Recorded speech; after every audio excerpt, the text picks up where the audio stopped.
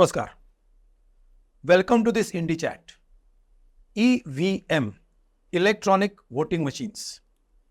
Electronic voting machines are in the focus these days for various reasons. Without going into the reasons, one can safely say that electronic voting machines constitute the centrality of our election system. And as a voter, any voter for that matter, would like to ensure the secrecy and the accuracy of the voting system as well as the electronic voting machines which constitute the centrality of the system. And it is absolutely necessary that the voting system has to be beyond doubt, beyond suspicion and foolproof in all respects, tamper-proof, hacking-proof and absolutely reliable. It's not sufficient that it is reliable, but it should be seen to be and it must be perceived to be absolutely reliable. And this requires a perfectly operated system of voting, of which electronic voting machine constitute a central part. To discuss this issue, we have invited an expert in this field, in the field of computer science, Mr. Madhav Deshpande. Welcome, Mr. Madhav Deshpande. Namaskar. Namaskar. Madhav Deshpande ji has been a computer science engineer. He has worked as CEO and CTO, that is Chief Technical Officer in various corporations in the field of software, in IT and also in working in the computer science internationally. He has a vast experience of more than 40 years to his credit. He has been a consultant. Please note, he has been a consultant to Obama administration in the development of many systems and Algorithms. And yes, and many systems and algorithms. Now, Mr. Madhav Deshpande, EVMs are in discussion. My first question to you, are EVMs used in India? Beyond doubt, or are they tamper-proof, hacking-proof? What exactly are they and how do you rate them? So, as far as EVM as a machine is concerned, Indian EVMs cannot be hacked. Cannot be hacked. They cannot be hacked. That's a fact. Oh. And that's a technical fact because they are not connected to anything. See, hacking means acquiring control of a system from distance, from remote, and making it behave in a manner that it is not expected to behave. That is what hacking is. Because these are not connected either by Wi-Fi or Bluetooth or by internet, they cannot be hacked. But what EVM has brought forth in the Indian election system is that it has made Indian elections electronic. So now we have an electronic election system.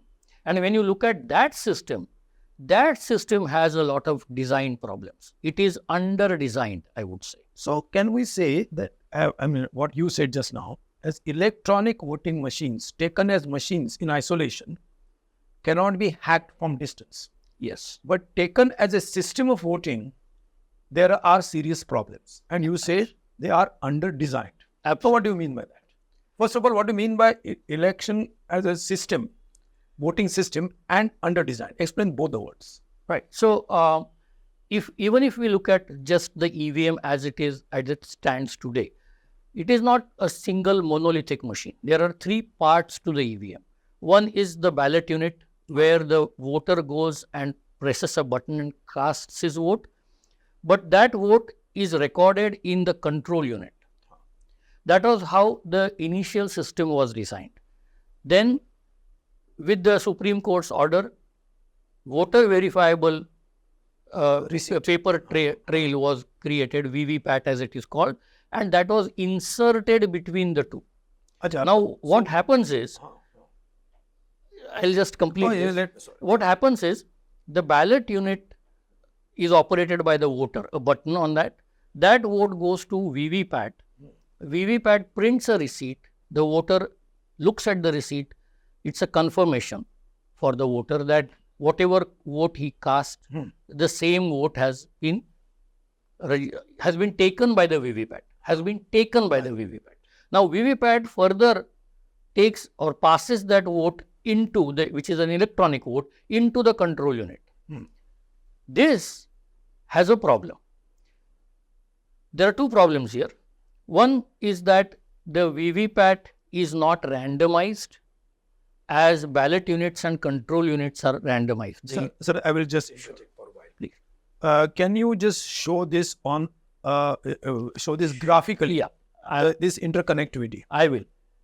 So that here is we can understand. Correct. Here is an animation that I have made, which will show this. The voter goes to the ballot unit. Yes. He selects a yellow vote. It goes to VVPAT. VVPAT prints a yellow receipt. But what it passes on is a grey vote, which we don't ever see. Nobody knows. This passes on the one may pass. You mean. May pass. This is a possibility because you have a unit in between that has program and that is fed data very late. Now, what should we do? We should have a ballot unit which is connected simultaneously to VVPAT and control unit, but if control unit doesn't connect to the VVPAT. So, when as a voter I go there, I press on the ballot unit, my vote, electronic vote, one copy goes to VVPAT. VVPAT prints that receipt, I see that receipt, and the second copy at the same time through the ballot unit itself goes to the control unit. So, VVPAT gives me a confirmation that yes, whatever you have pressed on is the same that we have processed. But what goes into the ballot unit is directly from the to the control unit is directly from the ballot unit, not via VVPAT. Okay. Now, what you mean by this is that the ballot unit is in the center of the should be in the center. Should be in the center. Yes. And one signal goes to VVPAT, and another signal. The same signal. Another is the same signal, same time. The same signal. The signal goes to two units, for the controlling unit and the VVPAT. The same signal goes. Correct. And therefore, there is no possibility of tampering between them. Correct. Because control unit and ballot unit, as Election Commission says, they are randomized. So, what does it mean? Randomization? Yeah. What does it mean? Randomization is, let's say I have ordered 10 lakh units. Those units come to me and they are to be distributed to different states. Now, which unit will go where is completely random process. So, I pick up one unit, and if I think that this should go to Tamil Nadu, it will go to Tamil Nadu. I pick up, I mean, when I say I, it is the system.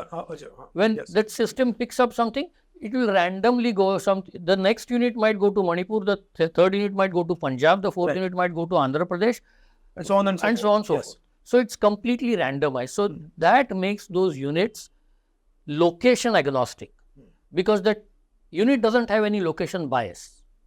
Yes. The same thing happens with ballot unit and control unit. However, with VVPAT, we can't say that, because VVPAT processes the vote, that electronic vote, and it processes it with reference to the locally available candidates.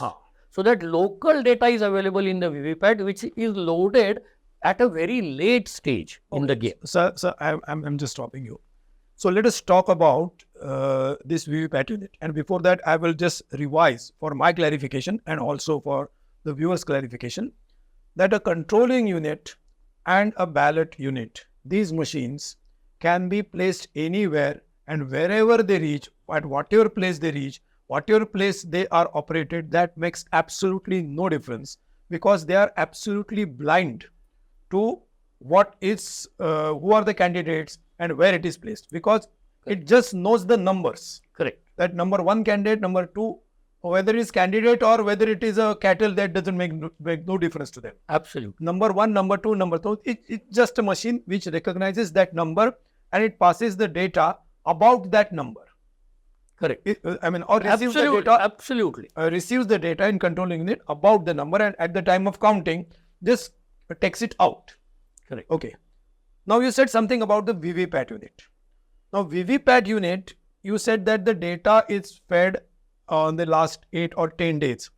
So, as I know the election process, It goes like this. The candidates fill their applications, then they are processed, then they are validated. That means whatever process happens, some are rejected, whatever remain and which are not withdrawn, whatever remain, for example, so they are finalized in last say 10 days or last 15 days of the election. So who are the candidates in a particular constituency is known even to the candidates, Yes. and then as per their names, as per their alphabetical order, their order is also changeable before the 15 days. So last 15 days it is certain and fixed. So this is how the election process continues. Now tell me, when is this VVPAT machine comes into the picture in the last 15 days? So when, as you rightly said, when this list of candidates finalized, that is the time a program called symbol upload module is used by people who are authorized by the election commission. They download this information from the election commission's website on their laptops, and they come and connect their laptops to the VVPAT machine. What information do they download? That symbol upload module has the list of candidates In that specific constituency? for that specific constituency, the list of candidates, their party name, their symbol, things that we Their see. order also? There are, of course, in that order of the ballot box. Exactly. I mean, the ballot unit. And that is uploaded. So what Uploaded in the VVPAT in machine? the VVPAT. So what happens effectively is when VVPAT receives that vote, electronic vote, it matches it in the list with the electronic list it has inside and shows the matching number. Let's say I press 2 and at 2 party ABC and candidate A is the name. Then it will print candidate A and party ABC with the symbol of that party. Correct.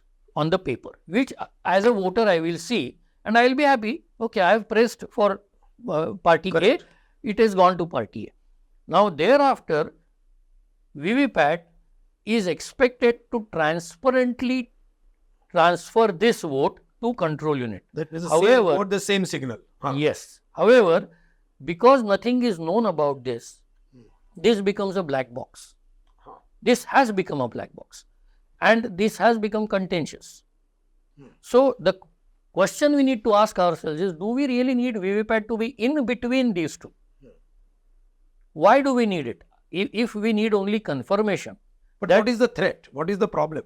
The problem is there are three things that can happen.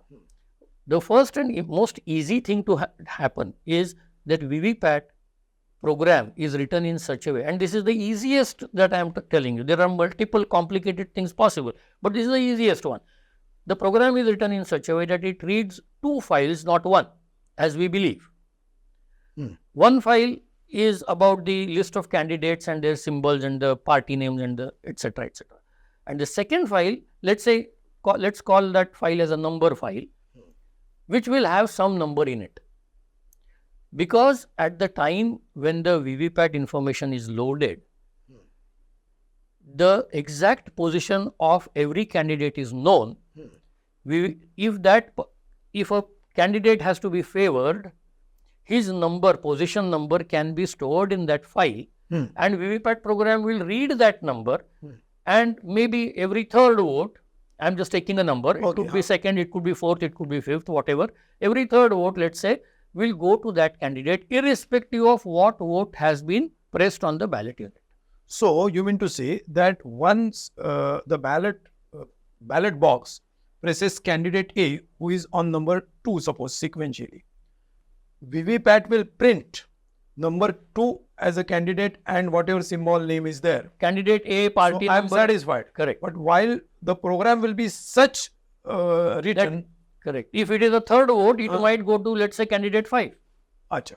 If that file number has a number, whatever is fed to it. 5 in it.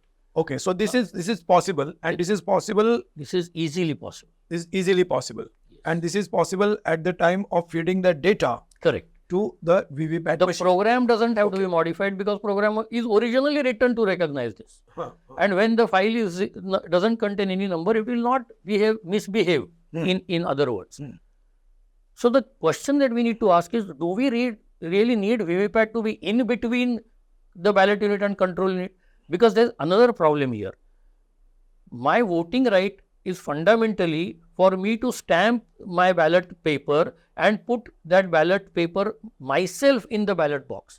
Now what is happening is, it's as if I am stamping Secrecy it of and I am giving it to you. It's not about secrecy. I don't have any, the moment I give it to you, I have lost control. If I stamp it and give it to you and say, please put it in the box. Now, I don't know whether you put my ballot in the box or you take out something from your pocket and keep it in that box.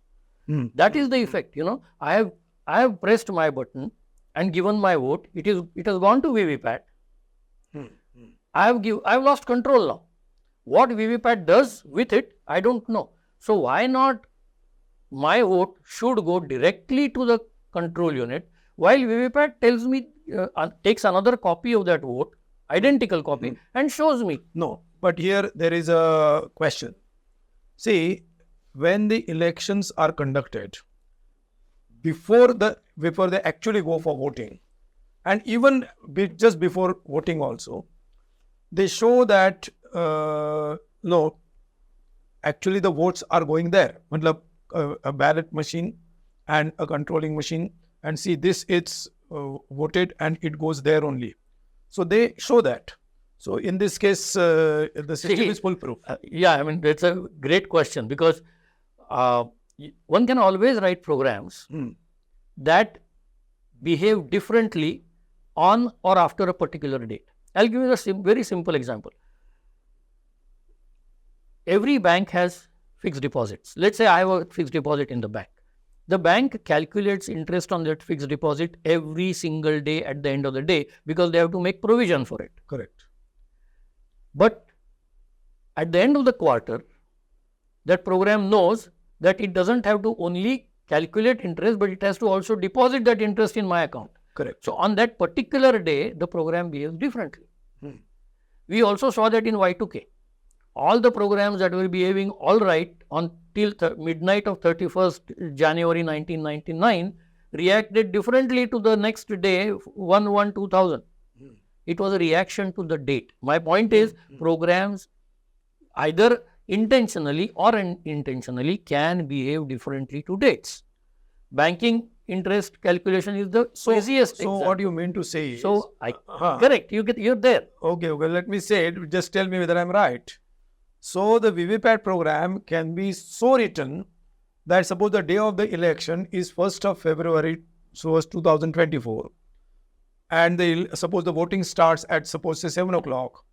So till, say, 7:30, everything that is polled in the ballot box, whatever signal comes from ballot box, goes to VVPAT printing. The same signal goes to the control unit. But after 7:30, as you said, every third vote or whatever program is there will print on VVPAT correctly, but a different signal will go to the control unit. Correct. This can be programmed and it can be date and time specific. Yes. Okay. Now, I'll see, going on a little philosophical terms, if past was a guarantee to future, none of us would ever die. Because we never died in the past. Yes. But that doesn't mean that we will never die. We will die. Yeah. Similarly, if I make a call to a phone number and it goes wrong number, that doesn't mean that every call that I make will always be a wrong number. Or if it doesn't go to the wrong number, it also doesn't mean that it will never dial a wrong number.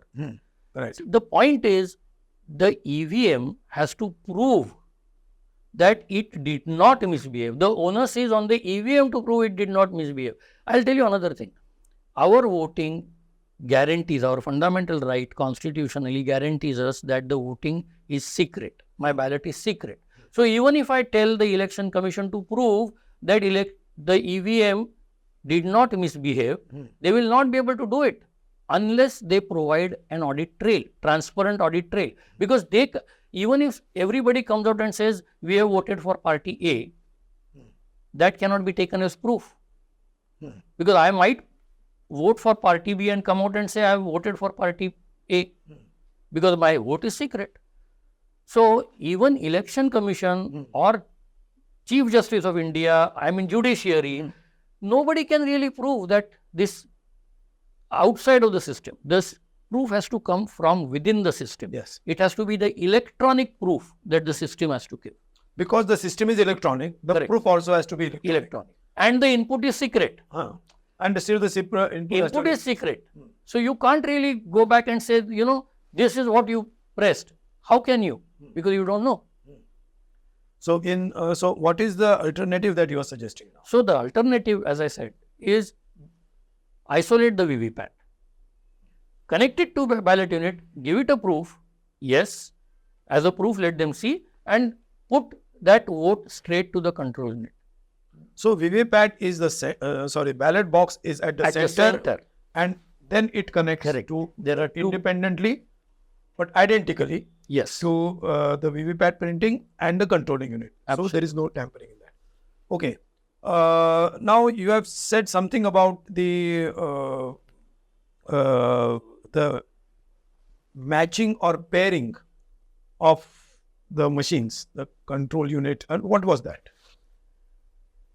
There's another problem, like we used to have in ballot boxes, where ballot boxes used to be replaced. Even the control unit is by fraud. Physical, by antisocial elements. Similarly, here in the modern system, the control unit can be replaced. I'll tell you a few things.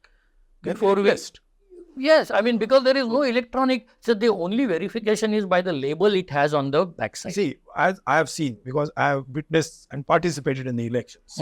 So I know that there is a printed number on ballot unit and there is a printed number on the controlling unit. Correct. And it is said that this number machine has this number control unit, and the number is printed outside the machine. And at the time of when the voting starts, it is disclosed, and at the time of counting also, it can be matched. So where is the question of correct? So it is paired. Correct. These are labels. At best, you may engross, engrave them on the. At best, before we get deeper into this, we have to recognize a few things. One is that this system was designed in 1977. At that time, electronic advances, connectivity, internet, all these things were not even in their primitive stage. Okay. So this was designed considering the technology available that time. In 1977 in India, we had Fiat cars. Do we use Fiat today? No. We had Maruti, and now we have Hyundai and Kia, whatnot, and we use all those cars, right? There is a lot of computer and chip systems inside. Exactly. Yes. So why have we moved on in automobiles? Because there were advancements. Similarly, there have been advancements in electronics. Since this is an electronic system, we should take advantage of all those advancements. One advancement is pairing. It is so normally used by us. I mean, since I gave the example of cars, let's extend that. Today, all modern cars, nobody puts a key to the door to open it. They put the key in the pocket and walk up to the car and touch the handle or press a button on the handle and the door opens. Yes. The car unlocks. How? The car recognizes the key recognizes the car. If I use my key and go to your car, it won't open. If you use your key and try to do the same with my car, it won't open. That pairing has taken place in the factory and it will stay that way. Similarly, we should pair the control unit with the ballot unit, not with wireless or Bluetooth, but with a cable, serial cable, because there is already a serial port through which they, as it is, connect to the VVPAT. Before the polling starts, on the day of polling, connect the two, ballot unit and polling control unit. They will have to write a small program which will announce, when there will be a button. I mean, I'm just kind of giving a simple design to it. There will be a button on the ballot unit and on the control unit, which when pressed will broadcast its number. Broadcast means you are not saying literally broadcast, electronically broadcast. Yes, electronically broadcast. It will announce electronically that this is its number, which will be put in it every electronic device has to have a unique ID. So this will also have a unique ID, and club it with the time when this coupling is happening. And this time is already Available there in every electronic. Correct. There is a real-time clock inside. So the clock will give that time from both units. So ballot unit will store that from control unit will store that from ballot unit. And this will be done on the day of the voting. Yes. Just before the voting starts. Correct. And therefore the machines come randomly from anywhere, anytime. So any two machines will be paired, and ballot, they will face each other, will be connected by wire, will recognize each other. They will not recognize. They will note each other. Note each other. Note each other. Correct.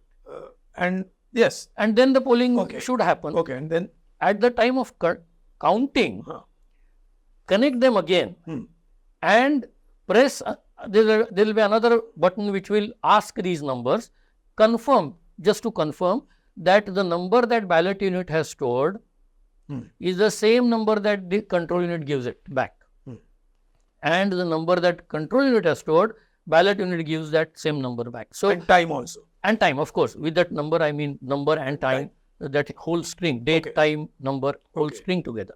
Because that makes it unique. So even if somebody tries to replace the control unit on the way, that control unit may have a duplicate number, let's say in the worst case possibility, but it won't have the date time stamp. Correct. Of pairing. So it will not be recognized. So even if the control units are stolen and replaced, still that is not possible. You are making it foolproof. See, the idea is to make the system robust and foolproof. No, but in the case that they are not electronically paired, just by, you said the numbers are stamped on the back of it, and they are electronically paired. So if I just compare the stamp number, so what less it has, then it has everything less, right? It's only visual inspection. I mean, I could print that. I mean, as in anybody who is antisocial could take that label, print a duplicate label, put it, or worst case, if this is assembled, he may get embossed duplicate control unit with the same number, same label, replace it. So you mean to say a controlling unit can be preloaded? They would. With theoretically. Yes, theoretically. In the earlier system, or rather in the today's system, can be preloaded with a data of a certain number of votes to candidate 1, candidate 3, candidate whatever. And those preloaded controlling units can be brought with the false numbers, which would falsely visually match with the ballot unit. And those controlling units will be actually taken for counting when actual real counting machines won't figure out. This is possible, but it is not possible in case of electronic pairing. So, as we were talking, see, control units can be replaced. Now, the one way to stop that is pairing. But even more fundamentally, each control unit should be tracked for its geolocation. See, again, advances of GPS. Correct. GPS. Advancement of technology is such. Today, when anybody who is close to us starts traveling, we say, share your live location. Yes. What is that? That is GPS. Now, GPS tracking is so easily available that if you order a chip on web today, you will get it for about 200 rupees. It's that cheap. Why not get that chip, put a battery, make an independent unit? You don't have to connect it to the EVM at all. Just put it in the enclosure. Control unit enclosure, and it will start transmitting its location. It will be tracked all the time. This live location should never end from the time the EVM ideally is manufactured till it is used in counting. Now, of course, EVMs have already been manufactured, but now, whatever state they are in, wherever they are, put those GPS location signal transmitters. Okay, you mean to say it can be put externally also? Yes, And does it require a SIM card or anything? it can, it cannot. There are GPS transmitters available which do not even need SIM card. See, with SIM card you can always do it, but without those, the satellite directly locates it. So there is no problem of coverage also. It will keep on tracking it. The satellite will keep on tracking. I think your point seems extremely valid because Niranjan Takle, who is a journalist, a very well-known journalist, an investigative journalist, has mentioned in one of his videos, I recently saw that and you also were present in that. More than 9 lakh machines, EVM machines, are missing, which have been produced by Electronic Corporation of India. Correct.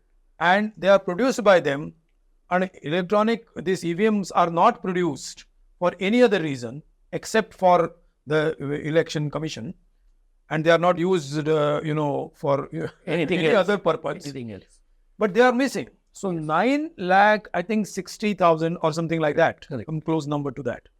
If they are missing, I think I can guess if 1,000 votes, it Yes. can go to about 96 crores of voters. Correct. So it's more than the actual number of voters in India. Absolutely. And there is no trace of these machines. Correct. So can this misplacement be prevented by Yes. what you are saying? So there are two things here. When we talk of these two solutions together, pairing and GPS tracking, then we are addressing both the problems. So one is, yes, now once you have a GPS tracking enabled EVM, which again, that circuitry is not a part of the EVM, it is external. That is an independent unit, but fixed on the control unit. And so it it doesn't do with interfere. internet. Correct. So it doesn't interfere with anything. It doesn't make the EVM hackable. It remains unhackable. But it is traceable. It just makes it traceable. Very important. Right. Traceable, But not still hackable. not hackable. Not hackable. Yes, very So it remains traceable. You know exactly where each Yes. unit is. Yes. So theft and loss and all that you eliminate. In the current situation, as you said, I was there when Mr. Takle showed that RTI response. 9,66,000, which means 96 crores votes, probably more than the entire Yes. Indian electorate. Now, even if they are missing, and some anti-social element lays its hand on it and tries to replace, to sabotage the election, tries to replace the existing control unit, Units, huh. then that possibility is sealed. unit will not pair with the ballot unit. Yes, So yes. even if they have it, it's useless. So you mean to say that You make that election to a large extent foolproof. Another problem with these 9,66,000 missing is that, to my mind, as an average Indian, this is a national security threat. Because if imagine these in the hands of anti-national elements, there is no control, they could sabotage the entire election yes, and take it to a direction where Indian voters don't want it, but maybe those anti-national elements or maybe foreign countries, whatever, I don't know. I mean, I'm not a politician or a social scientist, so I don't know about that. But as a common Indian, I worry about this. it can be Indian also. Anyway, Yeah. Anyway, yes, Every Indian would worry about this, Yes, right? yes. It's like having so many machine guns, missing. yes, Anything could happen. So you make these two put together and you eliminate that possibility also. Now, I would add to what you have said just now. It has become it is not only advisable to electronically pair, it has become necessary now in view of the fact that more than 9 lakh machines are missing, actually missing. That means in order that they don't enter this system, Correct. it has become more than necessary that electronic pairing has to be done.